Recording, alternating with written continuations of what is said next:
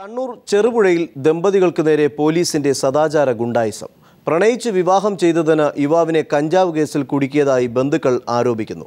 Police വിടുവേല ചെയ്യുന്നത് കോൺഗ്രസ് മണ്ഡലം നേതാവ് കൂടിയായ തന്റെ പിതാവിനും ബന്ധുവായ സിഐക്കും വേണ്ടിയാണെന്നും അറസ്റ്റിലായ യുവാവിന്റെ ഭാര്യ ഐശ്വര്യ പറയുന്നു. അതേസമയം പീപ്പിൾ വാർത്തയെ തുടർന്ന് സംഭവത്തിൽ പ്രതിഷേധിച്ച പെരിങ്ങോം പോലീസ് സ്റ്റേഷൻ ഡിവൈഎഫ്ഐ പ്രവർത്തകർ ഉപരോധിച്ചു. കഴിഞ്ഞ ആഗസ്റ്റ് 27-ന് തിമിരി ശിവക്ഷേത്രത്തിൽ വെച്ചാണ് ചെറുപുഴ പ്രാപ്പോയിലെ മൂലക്കാൽ ബിനീഷും കാസർഗോഡ് കമ്പല്ലൂരിലെ ഐശ്വര്യയും വിവാഹിതരായത്. എന്നാൽ വിവാഹം രജിസ്റ്റർ ചെയ്യുന്നതിന് ബന്ധുക്കളുടെ ഇടപെടൽ മൂലം സർട്ടിഫിക്കറ്റ് നൽകാൻ ക്ഷേത്ര അധികൃതർ തയ്യാറായില്ല. ഇരുവരും 1 മാസം ഒളിവിലായിരുന്നു. പിന്നീട് കഴിഞ്ഞ മാസം 5-ന് കോടതിയാണ് ഇരുവരുടെയും താൽപര്യപ്രകാരം ഒരുമിച്ച് ജീവിക്കാനുള്ള അനുവാദം നൽകിയത്. അന്നു മുതൽ ഇങ്ങോട്ട് പെരിങ്ങോം ആലക്കോട് പോലീസ് നിരന്തരം വീട്ടിലെത്തി ബിനീഷിനു നേരെ വധഭീഷണി മുഴക്കുകയായിരുന്നെന്ന് ഐശ്വര്യയും ബന്ധുക്കളും നാട്ടുകാരും പറയുന്നു. ഇതിനു പിന്നിൽ ഉന്നതങ്ങളിലെ സമ്മർദ്ദമാണെന്നും ഇവർ പറയുന്നു. കാസർഗോഡ് സിഐ PK സുധാകരന്റെ സഹോദരിയുടെ മകളാണ് ഐശ്വര്യ. അമ്മയുടെ പിതാവ് കോൺഗ്രസ് നേതാവും.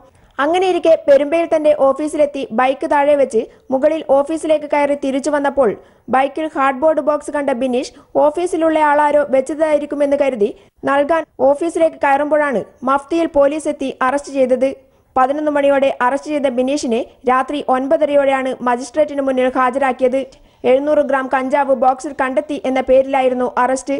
ഐശ്വര്യയെ വിട്ടുകിട്ടാനായി ബിനീഷിനെ ബോധപൂർവം കേസിൽ കുടുക്കുകയായിരുന്നെന്നും പോലീസ് പയറ്റിയ കുതന്ത്രമാണിതെന്നും ഐശ്വര്യയും ബന്ധുക്കളും നാട്ടുകാരും പറയുന്നു. അച്ഛന് വൈരാഗ്യമുണ്ട്. അതുപോലെ CI സുധാകരൻ എൻ്റെ ഒരു അമ്മാവനാണ്. ആ രീതിയിലും വൈരാഗ്യം വരാം. എന്താ പറയുക, വധഭീഷണി തന്നെയാണ് ഉണ്ടായിരുന്നത്. പല കേസുകളിൽ കൊടുക്കുന്നവരെ പറഞ്ഞിരുന്നു. CI നമ്മളെ വീട്ടിൽ വന്നിട്ട് നമ്മളാരും ഇല്ലാത്ത സമയത്ത് ഒരുപാട് ഉപകരണങ്ങളെല്ലാം എടുത്തിട്ട് പോയിട്ടുണ്ട്. ഞങ്ങളെ വീട്ടിൽ ആളില്ലാത്ത സമയത്ത് രാത്രി 12 മണിക്ക് 1 മണിക്കെല്ലാം വിളിച്ചിട്ട് ഭയങ്കര കിടന്നുറങ്ങാൻ പറ്റാത്ത രീതിയിലാണ് നമ്മളെ വീട്ടിൽ ചെയ്യുന്നത് ഇവർ. ഉന്നത ബന്ധങ്ങളുള്ളവരും ഉയർന്ന സാമ്പത്തിക ശേഷിയുള്ളവരും ആരെ വിവാഹം കഴിക്കണമെന്ന് തീരുമാനിക്കുന്നതും പോലീസിന്റെ ധാർമ്മിക ബോധം അനുസരിച്ചായിരിക്കണമെന്ന പുതിയ അധ്യായം കൂടി സദാചാരത്തിന്റെ പരിധിയിലേക്ക് കടന്നു വരികയാണ്. കണ്ണൂരിൽ നിന്നും ക്യാമറമാൻ ജയൻ കല്യാശ്ശേരിക്കൊപ്പം PV ജോഷില. സ്വർണ്ണക്കടത്ത് കേസിലെ മുഖ്യപ്രതി ഫായിസിന്റെ വിവാദ വെളിപ്പെടുത്തലുകൾ പീപ്പിളിൽ. BJP, കോൺഗ്രസ് ഉൾപ്പെടെയുള്ള പാർട്ടി നേതാക്കളുമായി ബന്ധമുണ്ടെന്ന് ഫായിസിന്റെ വെളിപ്പെടുത്തൽ. തനിക്ക് തീവ്രവാദ ബന്ധമില്ല. മോഹനൻ മാസ്റ്ററെ കാണാനല്ല കോഴിക്കോട് ജയിലിൽ പോയതെന്നും ഫായിസ് വെളിപ്പെടുത്തി. താങ്കളെ ദേശദ്രോഹി എന്ന് വിളിച്ചപ്പോൾ ചില BJP-ക്കാർ പോലും മുന്നോട്ട് വന്നിരുന്നു. താങ്കൾ ദേശദ്രോഹി തന്നെയാണ്. ഒരു BJP നേതാവും എന്നെ പറ്റി ഞാൻ രാജ്യദ്രോഹി ദേശദ്രോഹി എന്ന് പറഞ്ഞിട്ടില്ല. എന്താ അവർ പറയാ? നിങ്ങൾ പറ. എന്താ പറയാത്ത? BJP RSS നേതാക്കളുമായിട്ട് ബന്ധമുണ്ടോ? ഞാൻ പറയില്ല, ബന്ധമുണ്ട്. ഇപ്പൊ ഞാൻ എനിക്ക് ബന്ധമുണ്ടോ ഇല്ലയോ എന്ന് ചോദിച്ചാൽ എനിക്ക് ബന്ധമുണ്ടോ ഇല്ലയോ? ബന്ധമുണ്ട്, സൗഹൃദങ്ങളുണ്ട്. താൻ കുറ്റവാളിയല്ലെന്ന അവകാശവാദത്തോടെയാണ് സ്വർണ്ണക്കടത്ത് കേസിലെ മുഖ്യപ്രതി ഫായിസ് കൈർലി TV MD ജോൺ ബ്രിട്ടാസിന് മുന്നിൽ മനസ്സ് തുറക്കുന്നത്. ഒരു പാവം സ്ഥലക്കച്ചവടക്കാരനെന്ന് വിശേഷണം നൽകുന്ന ഫായിസ് കസ്റ്റംസിലടക്കമുള്ള തന്റെ ഉന്നത ബന്ധങ്ങളും തുറന്ന് സമ്മതിക്കുന്നു.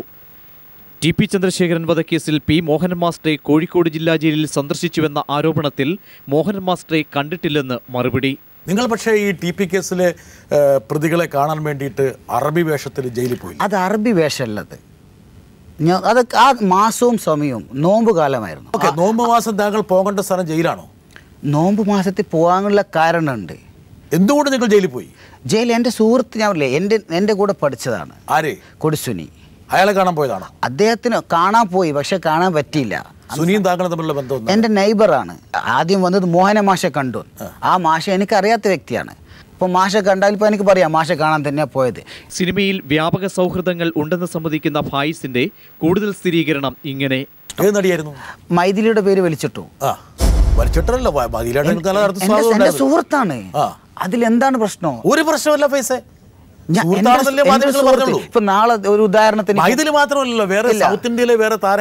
മിസ് സൗത്ത് ഇന്ത്യ ഷാവിയ, അവർക്കാണ് ലൈഫ് സ്പോയിൽ. മംഗലാപുരം ഇരട്ടക്കൊലക്കേസിൽ തനിക്ക് പങ്കില്ലെന്ന് പറയുന്ന ഫായിസ് യഥാർത്ഥ പ്രതികളെ പുറത്തു കൊണ്ടുവരാൻ താൻ സ്വകാര്യ അന്വേഷണം ആരംഭിച്ചതായി വിചിത്രമായ മറുപടിയും നൽകുന്നു. കേരളത്തിൽ മാത്രമാണ് തന്റെ രക്ഷകരുണ്ടെന്ന് കരുതുന്നവരെ ഫായിസ് തന്നെ തിരുത്തുന്നു. ദില്ലി തന്റെ ഉന്നത ബന്ധങ്ങളുടെ പറുദീസയെന്നും വിശേഷണം. News desk people TV. സംസ്ഥാനത്തെ സർക്കാർ ആശുപത്രികളിൽ മാനസികാരോഗ്യത്തിനുള്ള മരുന്നില്ല. വടക്കൻ ജില്ലകളിൽ മരുന്ന് തീർന്ന് 4 മാസമായപ്പോൾ തെക്കൻ ജില്ലകളിൽ 3 മാസമായി നിർധനരായ രോഗികൾ ദുരിതത്തിലായി. മരുന്ന് വിതരണത്തിലുള്ള ടെൻഡറിൽ പങ്കെടുക്കാൻ ആളില്ലെന്നാണ് ആരോഗ്യവകുപ്പ് വ്യക്തമാക്കുന്നത്. കൊല്ലം ജില്ലാ ആശുപത്രിയിലെ മാനസികാരോഗ്യ വിഭാഗത്തിൽ മരുന്ന് നൽകുന്നില്ലെന്നറിഞ്ഞപ്പോൾ ഞങ്ങൾ നടത്തിയ അന്വേഷണത്തിലാണ് ഫാർമസിയിൽ സൈക്യാട്രി മരുന്ന് തീർന്ന് 3 മാസമായെന്ന മറുപടി ലഭിച്ചത്. ആരോഗ്യവകുപ്പ് ഡയറക്ടറുമായും മെഡിക്കൽ കോർപ്പറേഷൻ അധികൃതരുമായി ഫോണിൽ ബന്ധപ്പെട്ടപ്പോൾ മാനസിക രോഗവുമായി ബന്ധപ്പെട്ട മരുന്നുകൾ വിതരണം ചെയ്യാൻ ആരും ടെൻഡർ നടപടികളിൽ പങ്കെടുക്കുന്നില്ലെന്നും പ്രതിസന്ധി മറികടക്കാൻ ലോക്കൽ പർച്ചേസ് നടത്താൻ നിർദ്ദേശം നൽകിയതായും അറിയിച്ചു. എന്നാൽ മാനസിക രോഗികൾക്ക് സർക്കാർ ആശുപത്രികളിൽ നിന്ന് ലഭിക്കുന്നത് മരുന്ന് കുറിപ്പടി മാത്രമാണ്. നിർധനരായ രോഗികൾ പുറമേ നിന്ന് വൻവില നൽകി മരുന്ന് വാങ്ങേണ്ടി വരുന്നു. ഒന്നുമില്ല, ഒരു മരുന്നുമില്ല. ഒരു മരുന്ന് മാനസിക പ്രശ്നമായിട്ട് വന്നു കഴിഞ്ഞാൽ ഇവിടെ ഒരു മരുന്നുമില്ല, എല്ലാം പുറത്തുനിന്നാണ് എടുക്കുന്നത്. എടുത്തുകൊണ്ടിരിക്കുക, ഇപ്പം പുറത്തുനിന്ന് തന്നെ എടുത്തുകൊണ്ടിരിക്കുക. 1000, 500, 1000 രൂപയുടെ മരുന്നുകൾ പുറത്തുനിന്ന് എടുത്തുകൊണ്ട് തരിക.